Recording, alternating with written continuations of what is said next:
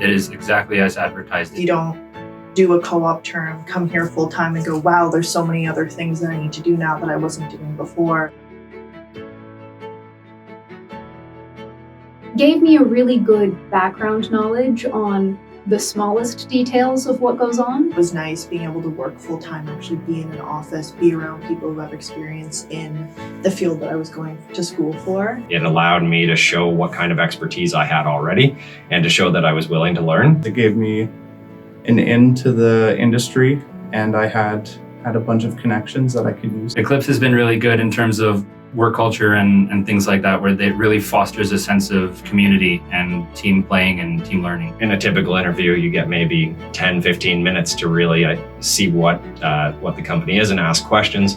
Whereas with having the hands-on experience with the work, as well as also meeting the people that you're going to be working with, I definitely gained what I felt was credible experience. it really gives you that sense of knowing the company and knowing what the company is all about. It's a short-term commitment. Like, you are committed to a full-time job for 4 months, but if you decide that it's not for you or life completely changes on you, it's easy to say, thank you very much for the opportunity. Can I try something else now? Like, it's a painless process to change anything.